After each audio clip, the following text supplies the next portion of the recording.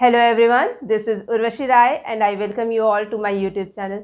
आज के इस वीडियो में हम कंटिन्यू करेंगे मैथ्स का 4th चैप्टर जो है एक्सपोनेंट्स एंड पावर। इस चैप्टर का फर्स्ट पार्ट ऑलरेडी हमने पढ़ लिया है, जिसमें हमने सीखा था कि एक्सपोनेंट एंड पावर क्या होते हैं और इन्हें कहाँ यूज़ करते हैं।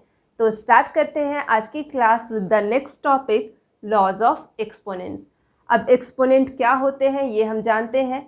अगर हमारे पास कोई नंबर है जिसे हमें 3 टाइम्स मल्टीप्लाई करना है, तो उसे हम प्रोडक्ट फॉर्म में लिखने के बजाय कुछ इस तरह से लिखते थे, जिसे कहते हैं एक्सपोनेंशियल फॉर्म। और ये 3 होता है एक्सपोनेंट और इस 2 को हम कहते हैं बेस। आज हम इसी एक्सपोनेंट्स पे बेस्ड कुछ लॉज देखेंगे। स्टार्ट करते हैं with the help of some examples. The first example is you have to multiply 2 to the power 3 with 2 to the power 4। अब यहाँ पे ये दोनों नंबर्स सेम है, यानी इनका बेस सेम है, पर इनके एक्सपोनेंट्स जो है वो डिफरेंट हैं। अब इन्हें अगर तुम्हें मल्टीप्लाई करना होगा तो तुम क्या लिखोगे? इसे हम लिखेंगे 2 into 2 into 2, है ना। 3 टाइम्स मल्टीप्लाई हो रहा है और यहाँ पर ये 2 4 टाइम्स मल्टीप्लाई हो रहा है, तो इसे हम लिखेंगे 2 into 2 into 2, है ना। ये 3 टाइम्स मल्टीप्लाई हो रहा है और ये 4 टाइम्स मल्टीप्लाई हो रहा है, पर एक्चुअल में हमें इन दोनों का ही प्रोडक्ट निकालना है। तो यहाँ पर देखकर हमें ये पता चल रहा है कि ये जो 2 है ये एक्चुअल में 7 टाइम्स मल्टीप्लाई हो रहा है ना। तो इसे हम लिख सकते हैं 2 to the power 7। हमने देखा था कि जिस नंबर को हम मल्टीप्लाई करते हैं उसे लिखते हैं बेस में, और जितने टाइम्स वो नंबर मल्टीप्लाई होता है उसे हम लिखते हैं एक्सपोनेंट की जगह पे। यहाँ पर ये 2 7 टाइम्स मल्टीप्लाई हो रहा है, इसीलिए हम इसे लिखेंगे 2 is raised to the power of 7। अब ये 2 to the power 7, ये जो कंडीशन हमने यहाँ लिखी है ये हमें हमारा फर्स्ट लॉ देती है एक्सपोनेंट का। क्या है फर्स्ट लॉ? तो हमने देखा कि ये जो एक्चुअल में 2 है इसकी पावर थी 3, इसकी पावर थी 4, लास्ट में ये जो 7 हमें मिला है ये एक्चुअल में इन्हीं दोनों एक्सपोनेंट का सम है ना, इस 3 और 4 का। तो इस एग्जाम्पल के बेसिस पे हम कह सकते हैं कि अगर हमारे पास कोई नंबर है जिसका एक्सपोनेंट भले ही डिफरेंट हो लेकिन उसका बेस सेम हो, तो जब हम उन्हें मल्टीप्लाई करते हैं तो उनके एक्सपोनेंट्स आपस में ऐड हो जाते हैं। यहाँ पर हम x to the power m और x to the power n यानी सेम बेस वाले नंबर्स को मल्टीप्लाई कर रहे हैं। इनके एक्सपोनेंट्स डिफरेंट हैं, बट जो इनका प्रोडक्ट होगा उसका फॉर्म कुछ इस तरह से होगा कि बेस वही रहेगा पर इनका जो एक्सपोनेंट है ये आपस में ऐड हो जाएगा। यहाँ पर x कोई भी इंटीजर या फिर रैशनल नंबर हो सकता है, बट ये x 0 नहीं होना चाहिए। तो I hope first law of exponent clear हो गया होगा। अब हम चलते हैं हमारे सेकेंड लॉ ऑफ एक्सपोनेंट की तरफ। सेकेंड लॉ ऑफ एक्सपोनेंट को भी हम एग्जाम्पल के हेल्प से ही समझेंगे।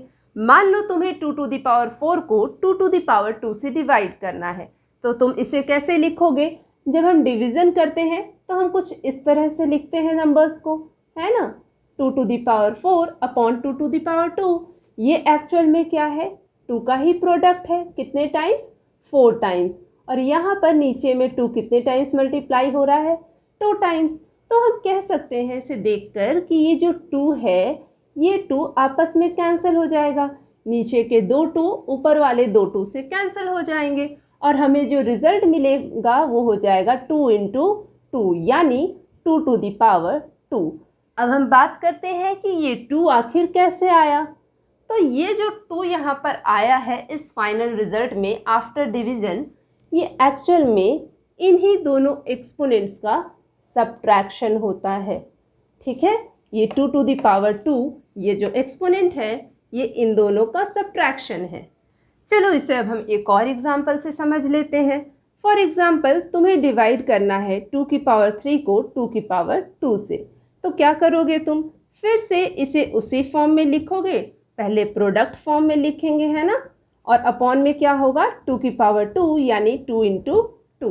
तो यहाँ पर भी ये दोनों 2's कैंसिल आउट हो जाएंगे और हमारे पास बचेगा सिर्फ ये 2।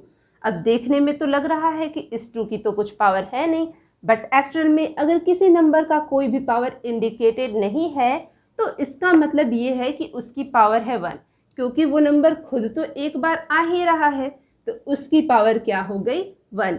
ये 1 कहाँ से आया, कैसे आया, तो ऐसे सॉल्व करके तो तुम निकाल सकते हो, पर ये जो 1 है यानी ये जो एक्सपोनेंट है तुम्हारे आंसर में, ये एक्चुअल में इन्हीं दोनों एक्सपोनेंट्स का सब्ट्रैक्शन होता है। ठीक है, तो हमने देखा कि अगर कोई ऐसा नंबर है जिसे हम डिवाइड कर रहे हैं एक्सपोनेंट फॉर्म में, जिसका बेस सेम हो, तो भले ही उनके एक्सपोनेंट्स डिफरेंट हो, जो रिज़ल्ट आता है इसमें बेस सेम रहता है और जो एक्सपोनेंट होता है इस रिज़ल्ट में वो इन्हीं दोनों एक्सपोनेंट्स का सब्ट्रैक्शन होता है। क्लियर है? तो अब हम देखते हैं हमारा second law with on the basis of this examples. तो अभी जो एग्जाम्पल्स हमने डिस्कस किए उनके बेसिस पे हम कह सकते हैं कि अगर हमें दो ऐसे नंबर को डिवाइड करना हो जिनका बेस सेम है और एक्सपोनेंट कुछ भी हो, तो उसके रिजल्ट में बेस वही रहता है और उसके एक्सपोनेंट के प्लेस पे इन्हीं दोनों एक्सपोनेंट्स का डिफरेंस आ जाता है। मल्टीप्लिकेशन के केस में हमने देखा था ये एक्सपोनेंट्स ऐड हो जाते हैं, डिवीज़न के केस में इन एक्सपोनेंट्स का सब्ट्रैक्शन हो जाता है। ये केस हमारा तब फॉलो होता है जब m n से बड़ा होता है। डिवीज़न को हम इस तरह से लिखते थे डिवाइड करते वक्त, तो बस इस m और n का सब्ट्रैक्शन कर देना है। क्लियर है इतनी बात? अब हम देखते हैं इसी लॉ के विद इन सेकेंड केस। ये सेकेंड केस हमारा तब फॉलो होता है when m is less than n, जब m n से छोटा हो। सब डिवीज़न हमारा सेम फॉर्म में होगा, पर यहाँ पर m और n का जो डिफरेंस होगा वो नेगेटिव हो जाएगा, क्योंकि m n से छोटा है। तो उस नेगेटिव साइन को हटाने के लिए हम बस इस डिवीज़न के रिजल्ट को इसके रेसिप्रोकल के फॉर्म में लिख देंगे, 1/x⁻n-m। तो ये था हमारा सेकेंड लॉ का सेकेंड केस। अब हम इस पे बेस्ड कुछ एग्जाम्पल्स देख लेते हैं ताकि ये कॉन्सेप्ट हमें और क्लियरली समझ में आ जाए। इस एग्जाम्पल में हमें डिवाइड करना है 4 की पावर 2 को 4 की पावर 3 से।